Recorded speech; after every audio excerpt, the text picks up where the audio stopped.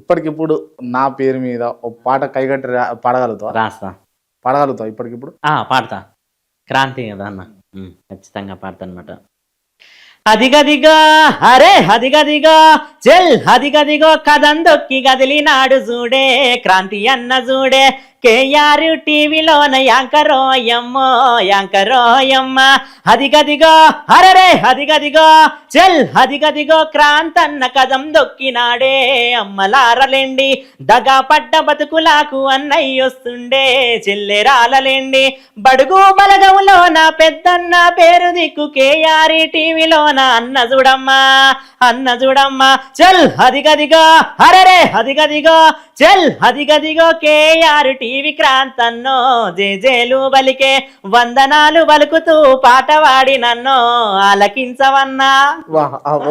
ఇప్పటికిప్పుడు వాడే వాడిండు.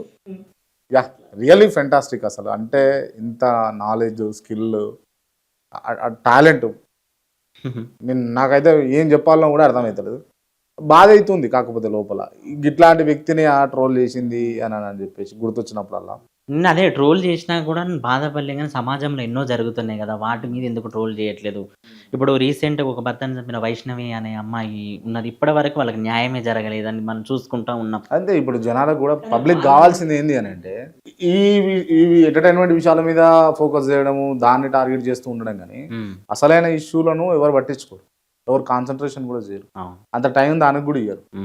అట్లే ఉంది సొసైటీ కూడా, అట్లే ఉంది. నువ్వు దానికి ఇబ్బంది పడాల్సింది లేదు, దానికి నువ్వు కుంగిపోవాల్సింది లేదు, లేకపోతే ఏదో నష్టం జరిగిందని బాధపడాల్సింది కూడా లేదు. డెఫినెట్గా నీకు ఇంకొంచెం అంటే ఇంకా కూడా బెటర్ లైఫ్ ఉంటుందని అయితే నేను పర్సనల్గా బిలీవ్ చేస్తున్నా. థ్యాంక్ యూ అన్న. ఖచ్చితంగా ఎవరు టచ్ చేయలేదు, ట్రోల్స్ చేశారు కదా, ఎవరు టచ్ చేయలేని స్థాయిలో నువ్వు ఉంటావని కూడా నేను ఆశిస్తున్నా. డెఫినెట్గా వన్ డే ఒక రోజు వస్తుంది, ఆ రోజు నాడు ఉంటావు ఖచ్చితంగా.